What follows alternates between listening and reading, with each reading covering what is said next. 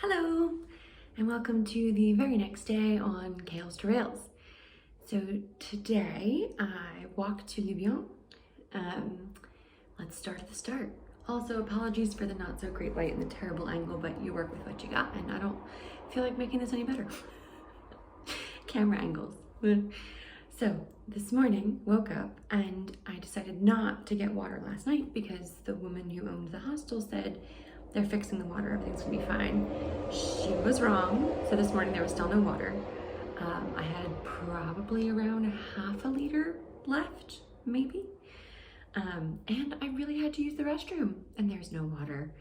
So the bar next door was supposed to open at 7 a.m. So I was like, I'm just gonna hold it. Everything's gonna be fine.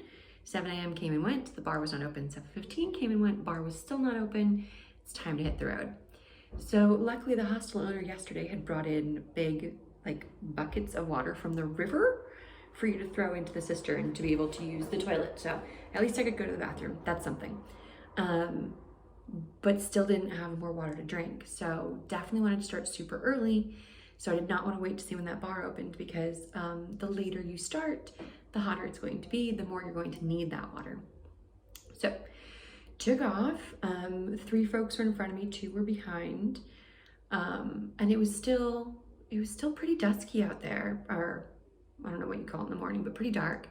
And the first half of today, nearly, maybe the first third, was all along roads. So luckily easier for for knowing where you're going, less comfortable in terms of, and the first 3.5 miles, I kid you not, 3.5 miles were uphill.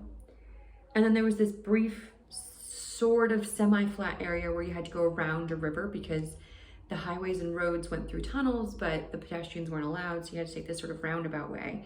And I was like, okay, we're doing fine. We passed this waterfall, which was great in a river. But then when we came back, it turns out we were going over the mountain that everyone else was going through on cars. So then went up another mile to 1.5 miles at least. Crested that mountain and I was like, woohoo, that was brutal. I thought I was moving slow yesterday. That was nothing. Today was slow. But it also actually felt okay. Like I wasn't as miserable on the uphills as I thought. And I'm very grateful that I did not start here. If this had been my first phase, I would have been like, going home, we're done.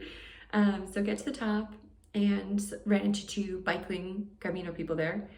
And we chatted a little bit and they're like, oh my God, you have no water. Would you like some? And I was like, that is so kind. I love people on the Camino. But at that point we were only about 1.5 kilometers out from the first town where there's a bar. So now the downhill starts. So walk downhill to this bar. It is open. Thank the good baby Jesus.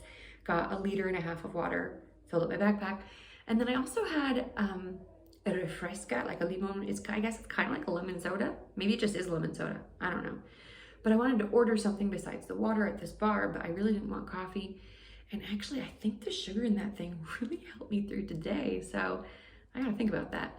Also, even though I didn't have water first thing in the morning, or not very much, I did have a peach. And so I actually ate the peach while I was walking, and that was kind of quenchy, which was nice. By the way, this is evidently gonna be a longer update because I'm just gonna tell you every detail of my life. So I continue downhill after this bar, and there comes a fork.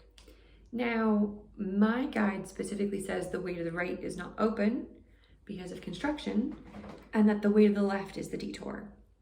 But the way the arrows were today, it was less clear, like maybe the construction's done, maybe you go to the right, but both arrows were there. So since I had a map to go to the left, I went to the left. So I go to the left, and then it starts to get a little wonky, and I'm like, crap, I'm already like 2 miles downhill, the fastest miles of my day, by the way, because this is still on paved roads, from the fork, and now I'm not as sure if I can go this way. But then I saw another arrow and I was like, okay, even though things seem a little wonk, there are still arrows, I know what I'm doing. So I keep going. Another mile, maybe, into this continued downhill. So now I'm going downhill through fields and on gravelly paths. I'm in it. I am in the woods on the downhill. And I come across a thing that says sorry for the inconvenience. This route has ongoing construction. What do you mean it has construction? It's not a road, it's a footpath. What the hell are you constructing? Also, you should have told me that 3 miles ago, you bastards. So I didn't really trust it and I kept going. Now, was it the wisest idea? I don't know. But it's what I did because I couldn't go 3 miles back up. I couldn't do it in that moment. So I continued, and that's when I saw the footprints. So if you follow my Instagram, I posted a picture of a footprint in some mud. When you're not sure you're going the right way, the thing that makes you feel best is a footprint in front of you of someone faster than you who's still going the same way you're going. Because if anything had gone awry, they would have had to turn around and come back out, and they hadn't. So that means someone is still going where I'm going. So I keep going, and then I had to like gently walk over a downed fence, sort of. So again, I'm like, what is happening? And then I finally found the construction area. They were just like putting new dirt on the walking path and everything was fine and easy. Continue down, but now I'm still anxious because is everything going to work out at the end of this? I still have a couple miles to go. And this down is actually really challenging. It's rocky, it's steep. It's clear that like these paths get water when it rains, and so they're kind of carved out, but it's a mix of like big stone underneath and like sandy dirt in some places or like regular dirt in others. So it was a peculiar downhill, and I was very grateful for my trekking poles. So I get way down and there's a stream, and I was like, oh, a stream, how lovely. And then there's this thing that, I mean, you have to call it a bridge, I guess, because it goes over a stream, but it's like 2 pieces of wood and then like these metal things. I don't know. Again, there's a photo on the Instagram. And so I get onto one edge of it and I kind of like on it to be like, is this gonna hold? And it seemed totally fine. So I start walking out on it and it's like, creak, creak, move, creak. And I was like, oh my God, this is gonna go down. Now, luckily, before I even got on top of it, I assessed what's below it, how far could I fall. It wasn't a big deal. But in retrospect, I should have just walked through the river. It was like 4 inches deep, and it was only like 2 feet across. Probably more than that. But anyway, I easily could have walked through this, and that's what I will do next time. But anyway, I survived. It's a story. More downhill, more downhill, more downhill. At this point, I am pissed because when you're going this far downhill, you just have to do it all in reverse. And I'm like, there has to be a way that goes like around the edge, or I don't know, build a bridge. The highway was on a bridge, so I was really resentful because there's the highway right across, and I'm like, finally I get to what I presume is the bottom, and I have to start turning back up, but that's very close to the town of Lubián, or Lubián, or I don't know how you pronounce it, but so I start going back uphill, and then there's a river, a beautiful crystal clear river, and all I can think is, I want to put my feet in that. I bet you it's ice cold and amazing. But then I also thought, I'm hungry and I want to sit down. And if I keep going, I'm only like a half a mile from town, if even. Also, I don't know what the rules are here about like nature. Can I just like go hang out in the river? Probably, but like, I don't know. Is someone gonna come to be like, hey, weird American girl, get out of the river? I have no idea. So I kept going, made it to town, and then the albergue's closed. So I just sat outside the albergue because the albergue is the first building for a couple minutes. And I was like, sitting, yes, sitting. And then I start to walk again to go to the Casa Rural, which is like right around the corner. And as I'm approaching it from below, one of the other pilgrims is coming at it from up higher. So clearly he was up in town already and he's coming down back to this Casa Rural. And, you know, I say hi. It's the Spaniard who I really haven't talked to very much. And when he gets to me, he says, the other Casa Rural is completely full, nowhere to stay. I'm checking in with this one. So I'm like, oh goodness.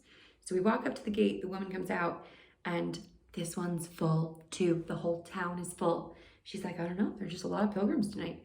And the guy's hypothesis was it's weekend peregrinos, that some people just come out for the weekend to do a couple days of walking, and so maybe it's gonna be more crowded because it's a Friday night. So he literally says to her, so where do we sleep? And she goes, and she said, let me call ahead to the next town. So she did. She was very kindly called ahead to where I am now and made a reservation for us. It's only 20 euros a night here, and I get my own room with a shower, and I'll go into that in a minute. And then she said, we'll drive you, you know, it'll cost you 15 euros. So he and I split it, which is the cheapest I've spent on a taxi, because usually I'm doing this by myself. We took the taxi here, came in, had a drink, ate some chips. I think that's where I got a little bit of color on my face, was actually sitting outside eating chips and drinking a cider. Ooh, now that I'm in Galicia, apparently cider is more of a thing up here. So I had my first cider. It was pretty fabulous. It was between dry and sweet, but it also had like a very interesting flavor. Like it wasn't just sweet. I'll try to come up with a more nuanced way to describe that tomorrow. So yeah, I had the cider, came up, took a quick shower, and then I realized there's another bathtub, yes.